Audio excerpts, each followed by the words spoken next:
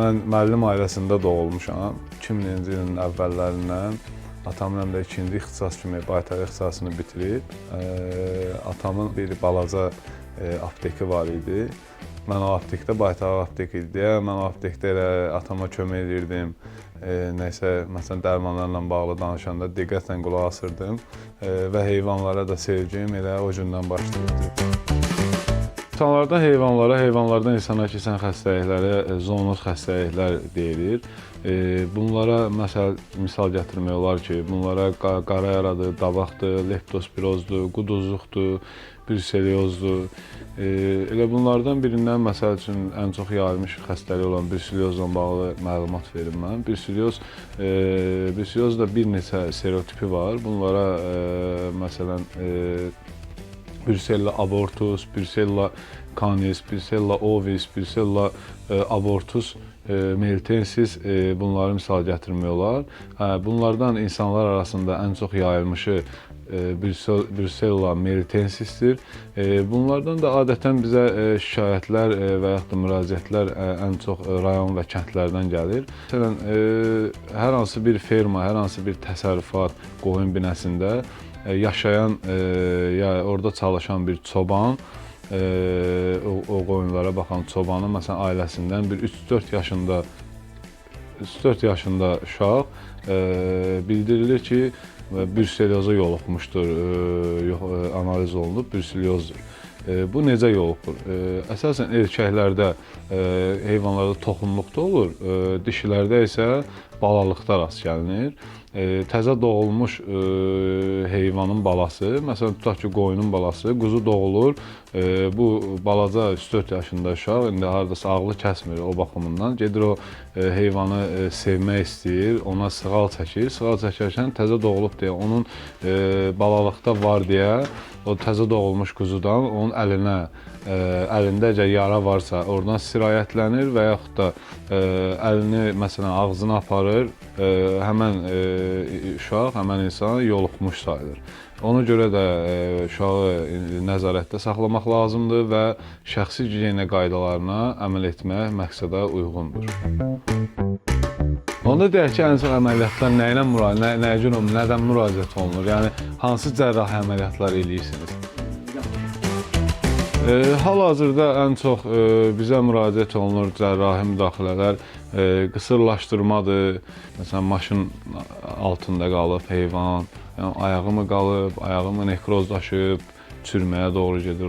Bu hal olanda məsələn, heyvan zəhərlənmə halı baş verir və heyvan ölümlə nəticələnir. Əsasən ən çox elədiyimiz, ayaq amputasiyası falan olur, amma ən çox elədiyimiz deyərəm ki, qısırlaşdırmadır. Qısırlaşdırma əsasən də ən çox pişiklər arasında edirik.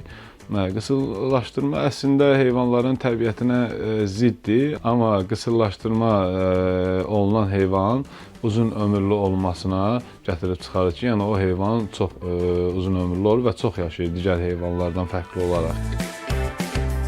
Təcrübəmdə ən çox müayinə etdiyim heyvanlar məsələn qartal olub, şahin olub, bu qələmin olub, hətta deyərəm meymun da bir-iki dəfə gətirilib yanıma müayinə üçün. Məsələn, qartal amma hər hansı bir xəsarət almışdı deyə gətirmişdilər, qanadı qırılmışdı. Şükürlər olsun ki, müdaxiləmiz nəticəsində onu sağaltdıq və təbiətə buraxdıq.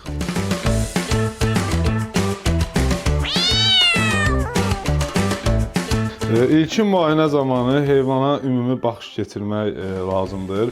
Məsələn, burada qulaqdır, ağızdır, ondan sonra dəri səthidir, ağız boşluğudur. Sonra da termometr etmək məqsədə uyğundur. Yəni, heyvanın temperaturu nə qədərdir, hansı vəziyyətdədir. Məsələn, ilk olaraq soruşulur, buna sahibindən ki, məsələn, hansı dərmanlar, hansı preparatlardan istifadə olunub, nələr vurulub, hansı qurd dərmanları verilib. Bu anamnez məlumatı sayılır bunlar. Anamnez məlumatlarını almaq lazımdır ki, heyvana nələrdən istifadə, hansı baytarlıq preparatlarından istifadə olunub və nələr verilibdir. Əgər o xəstə heyvandırsa, ümumi də belə sağlığı üçün soruşmaq vacib məsələdir.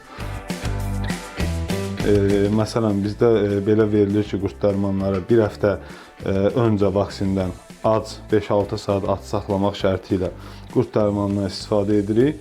Bir həftə 10 gün sonrası profilaktiki peyvəndlərdən istifadə olunur. Bu da infeksion xəstəliklərə qarşı vurulur. Bir də 6 məsələn heyvan balacadırsa əgər 6 ayında quduzluq vaksinindən istifadə edirik. Bunlar da öz növbəsində 2-ci yaşına keçərkən yenə də təkrar olaraq bir də profilaktiki peyvəndlənmə aparmaq heyvanın sağlamlığı üçün vacib məsələdir.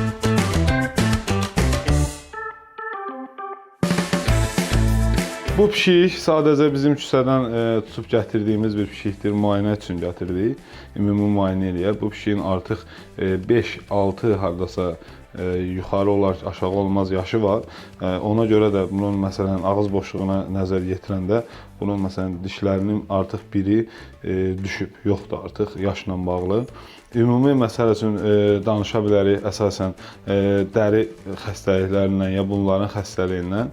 Bunlarda ən çox rast gəlinən küçə heyvanlarında və ümumi ev heyvanlarında, evdə saxlanılan it və pişiklər arasında göbələk xəstəliyini lişay deyilir. Göbələk xəstəliyini məsəl gətirmək olar. O həm də insanlara da yoluxa bilir. Məsələn, bu pişiyimizdə gözlərində biraz iltihaplaşma var. Ona görə də buna belə göz damcılarından istifadə etmək lazımdır.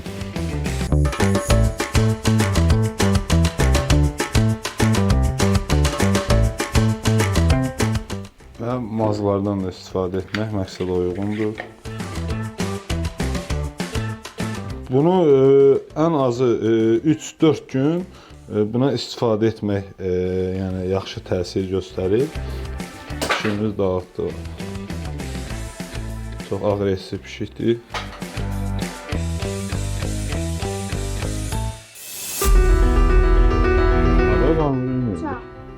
Çəkilişimizin bu məqamında heyvansevərlər tərəfindən acınacaqlı vəziyyətdə olan çöl pişiyi gətirildi.